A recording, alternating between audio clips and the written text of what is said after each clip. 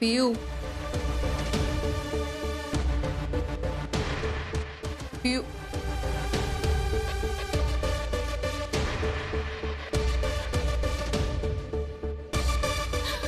या सिनेमाचा एंड इतका सुपर्ब होईल असं वाटलं नव्हतं शोनाला. शोना, पण आपण काय करायचं? राहायचं की जायचं? गंगा, हा सिनेमा इथेच संपला. आता आपण थिएटर सोडायचं आणि मग पुढच्या सिनेमाला इथं परत यायचं. Got it? चल.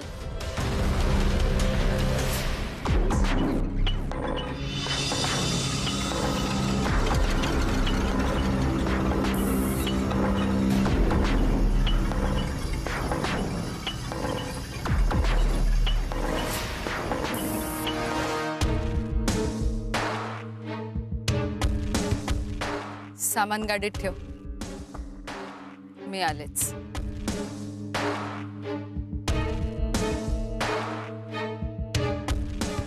साहेब,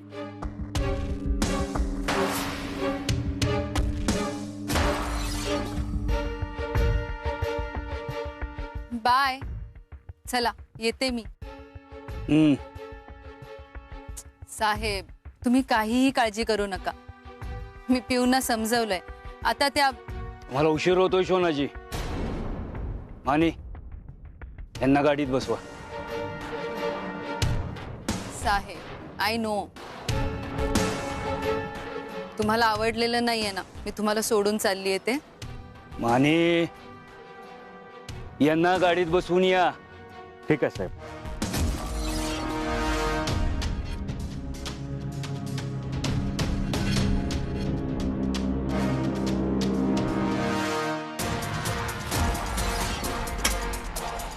आमच्यावर हात उचललाय त्या वीरून, आमच्यावर.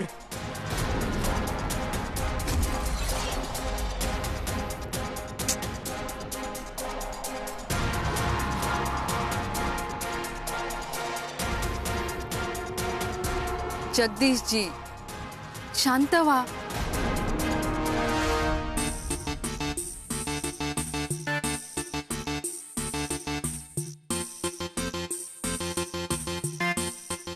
जगदीश जी, मी समजू शकते तुम्हाला किती त्रास होत असेल ते. पियूच्या चुकीमुळे तुम्हाला त्या राजवीरचा मार खावा लागला. पण तो डाग तुमचा सिनेमा आला की धुवून काढला जाईल. तुम्ही बघाच, या सिनेमाच्या माध्यमातून मी तुम्हाला एका वेगळ्याच उंचीवरती नेऊन ठेवीन. हा शब्द आहे या शोनाचा.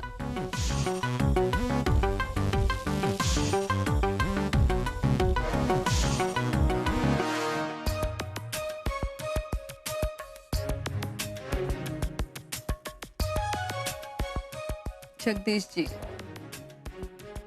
मी आत्ता चालली, कायमची नाही. मी पुन्हा येईन. तोपर्यंत तुम्ही काळजी घ्या स्वतःची.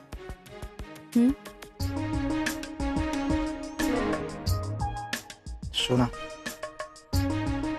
तुम्हीच एक आधार होता आम्हाला या घरात. आणि तुम्ही पण निघाल. कायमची कुठे चालली आहे मी? फक्त काही दिवस. एकदा पैसे संपले, सिनेमाचं काम सुरू झालं की लगेच येईन ना मी परत. जगदीश जी, माझ्या काळजाला पण खूप पेन होतंय हो तुम्हाला असं सोडून जाताना. माझ्या डोळ्यातून पाणी येण्याआधी मी जाते इथून. बाय.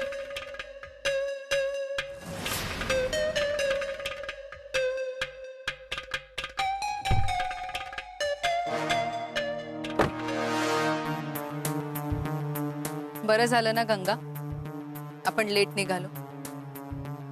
नाहीतर एवढा सॉलिड ड्रामा आपल्याकडून मिस झाला असता. मला खूप वाईट वाटतंय का त्या पिऊचं. गंगा, सिनेमा बघताना बऱ्याचदा डोळ्यात पाणी येतं, पण म्हणून काय पात्रात अडकून जायचं नसतं. सिनेमाची मज्जा घ्यायची असते, जी मी पुरेपूर घेतली. आता कसं आनंद डोळ्यात सामावून मितनं सुखानं निघून जाईन. मॅडम बसा.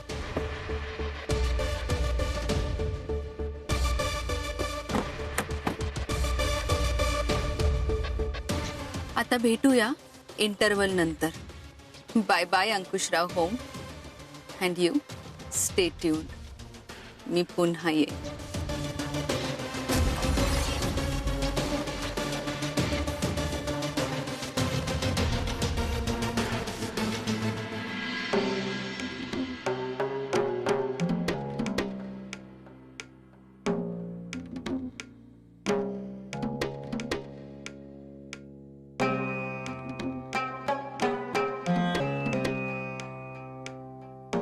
आले आलात या या. पण काय हो तुम्ही असं घामाघूम का झालाय?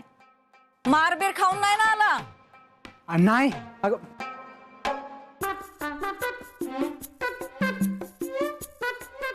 अगं मम्मी तुझ्या घ्या विरूच्या अंगावर चिडून आला होता. म्हणजे परत ह्यो मार खाऊन आला? अरे किती वेळा माझ्या आबरूचं खोबरं करणार आहेस तू? तुला लाज बीज काय शिल्लक आहे का नाही? मम्मी विरू मार खाऊन नाही तर देऊन आलाय जग्याला. अगं तुला सांगतो असे खाडकन लावले नाही त्या जग्याच्या कानाखाली की त्या बाजूच्या कानाने आता जग्याला महिनाभर तरी ऐकायला यायचं नाही. आणि मी म्हणलं विरूला तू भेट बिंदास, मी हाय तुझ्या पाठीशी. मग जे विरू बोलायला लागला त्या अंकुशराव पाटलाची पोरगी रडायलाच लागली. लय शायनिंग आणत होती इथं आली तेव्हा. मम्मी तुला सांगतो विरूने असं झापले ना बापलिकीला, तू पाहिजे होतीस तिथं. आणि हो मला विरू संग बघून एकाची बी हिंमत झाली नाही विरूला काय बोलायची. बया माझा नवरा नुसता युवा अध्यक्ष काय झाला तर त्याच्या नेतृत्वाखाली वीरू भाऊजींचं कर्तृत्व उफाळून आलं. थांबा मी तुमची नजरच काढते. चांगला भाकर तुकडा जवळून टाकते. नाही नको भाकर तुकडा नको. भाकर तुकडा नको, लिंबू टाकते. लिंबू लिंबू टाक. नाही नको, मीठ उतरून टाकते. मीठ उतरून टाकते. नाही मीठ नको, मिरची आणि मीठ टाकते. का लिंबू टाकू? बया भाकर तुकडा, लिंबू, मिरची, मीठ नेमकं काय करू? तुम्ही लयच कन्फ्यूज करता राव मला. मी कांचन, आता तरी तुझी खात्री पटली असेल ना की आपला इरू त्या अंकुशरावला जाऊन सामील नाही म्हणून. अगं सूर्यवंशींचं रक्त आहे त्याच्यात. अगं तो आपल्या घराण्याशी कधीच गद्दारी करणार नाही. बास बास, काय गरज नाही एवढी कौतुक करायची. मोठा पराक्रम गाजून आलाय का नाही तो? हा जा, घरात कामं पडलेत ते बघा आधी. निघा. जी काकी. आला मोठा.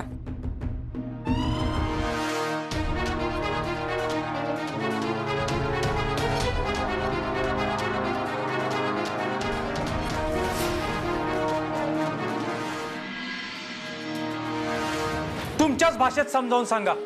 ह्या पुढे ना माझ्या आजूबाजूलाही फिरकायचं नाही. आणि या प्रियांका अंकुशराव पाटीलला आहे ना शिववीरू आयुष्यभर माफ करणार नाही. माफ करायचं सोडा हो, मला तरीच तोंड बी बघायचं नाही.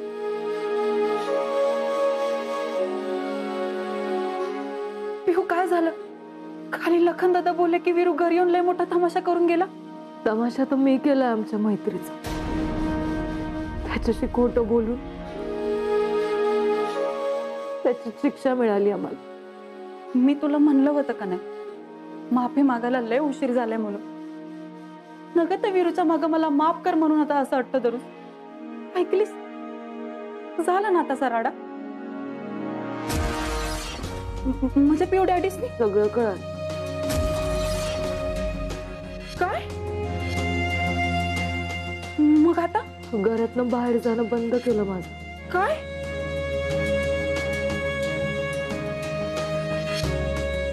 आयुष्यात पहिल्यांदा हात उघडलाय वैश्य त्यांनी माझ्यावर. नाही तर असं होतं वैश्य. मला वीरू असं डायरेक्ट घरी यायला असं वाटलंच नव्हतं ग. तू तू नग एवढा स्वतःला त्रास करून घेऊस. हा हे बघ, जे झालंय ना आता समजा विसरून जा. अनवय आता वीरूच्या नादी नाही लागायचं. पण वीरू असं नव्हतं वागायला पाहिजे का? काय चुकीचं वागलाय तो? काय चुकीचं वागलाय म्हणजे? माझ्या पिवडीला त्रास दिलाय त्यानं. वैशे, माझ्यामुळे वीरूला जो त्रास झालाय ना, त्यानं जो मार खाल्लाय, त्या पुढं हा त्रास कायच नाही. एवढा तर त्रास सहन केलाच पाहिजे ग मी. आणि आता माझं ठरलं, माझ्याकडनं ह्यो माफीचा चॅप्टर इथंच कायमचा बंद. आता यापुढं मी वीरूला कधीच त्रास नाही देणार.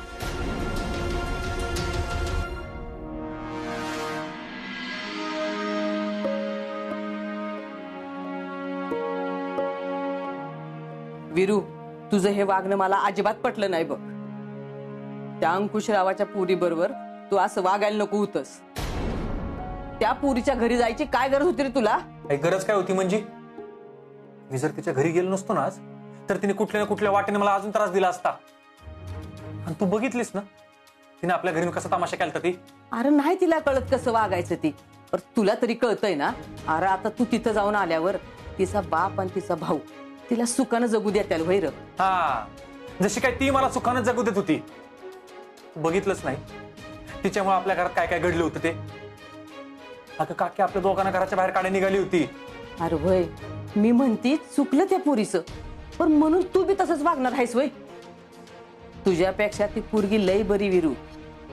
अरे आपण तिच्या बापाचं विरोधक असून बी ती तुझी माफी मागायला आपल्या घरी आली होती.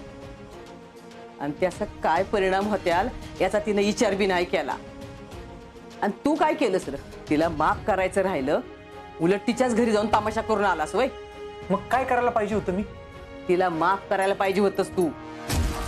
एक गोष्ट ध्यानात ठेव बाळा, एखाद्यावर चिडणं, रागावणं, भांडणं त्याचा सूड घेणं लई सोपं आहे रे पोरा. अवघड असतं ती समोरचा माणूस चुकलाय हे माहीत असताना बी त्याला मोठ्या मनाने माफ करणं. आणि ही ज्याला जमतं ना तोच खरा माणूस. माफ करायला लई मोठं काळीज असावं लागतं माणसाकडं, आणि ते तुझ्याकडं नाही याच मला लई वाईट वाटतं या.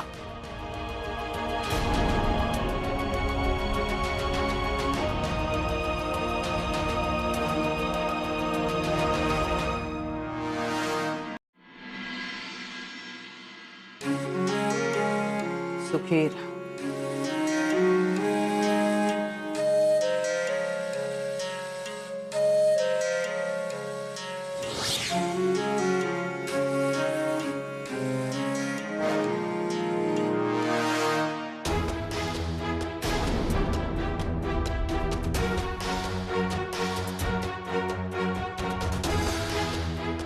वीरू, खरं तर या चिठ्ठीत काय लिहून काय नको असं झालंय.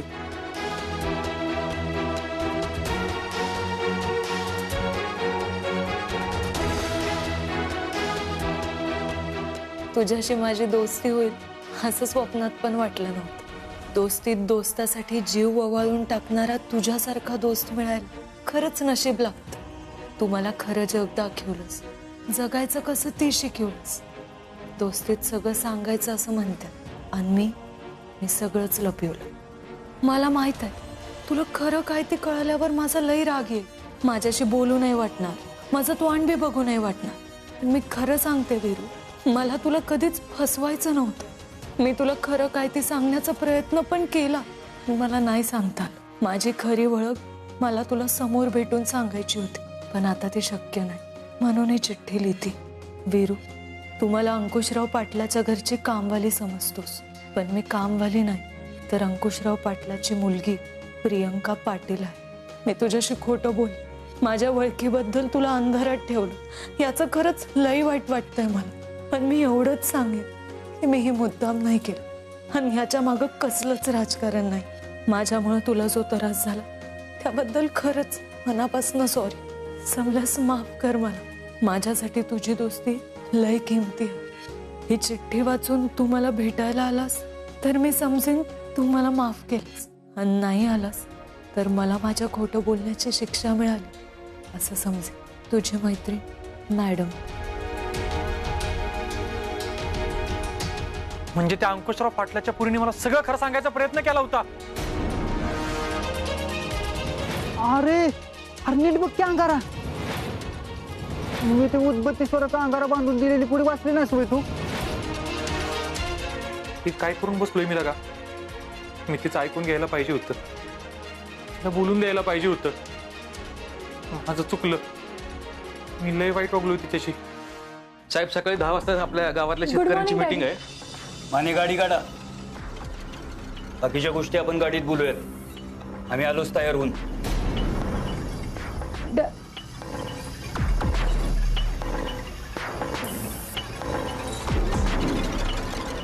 दादा लखन लखन दादा आजचा नाश्ता मी बनवलाय. लखन आम्ही नंतर नाश्ता करतो.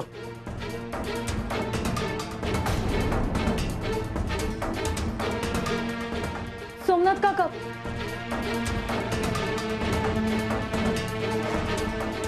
अहो ही सगळी अशी का वागतायत माझ्याशी? मी केलेल्या चुकीची माफीच तर मागायला गेले होते ना मी. मॅडम मी आधीच तुम्हाला सांगितलं होतं त्या विरूचा विषय सोडून द्या म्हणून. अहो या घरातील वैल पिढ्यानं पिढ्याचा आहे. जो तो बदला घ्यायची संधी कधी मिळते याचीच वाट बघत असतो. आणि तुम्ही डायरेक्ट विरोधकाच्या घरी त्या विरूची माफी मागायला गेला म्हटल्यावर साहेब चिडणारच ना. मग मी दुसरं काय करणं अपेक्षित होतं? विरूच्या माफीशिवाय माझ्या मनाला चैन पडत नव्हता आणि म्हणून मी गेले होते. हे बघा जे झालं ते झालं. आता परत असं होऊ देऊ नका, नाहीतर पुढं काय घडेल ना त्याची कल्पनाच न केलेली बरी. आधीच या प्रकरणावर साहेब लय चिडलेले आहेत. विरूच्या माफीशिवाय मला शांती मिळणार नाही. यो मॅडम तो राजवीर तुम्हाला कधीच माफ करणार नाही. अहो राजकीय घराणं आहे त्याचं. तुम्ही प्लीज त्याचा विषय सोडून द्या. हे बघा हे तुमच्यासाठी आणि साहेबांच्या कारकिर्दीसाठी लय गरजेचं आहे.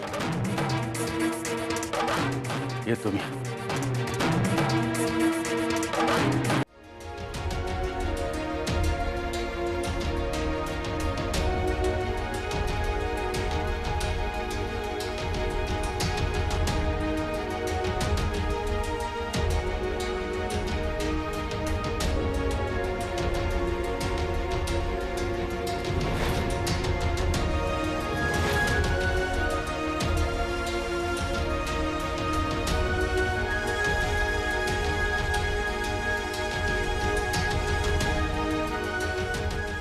विरू भैया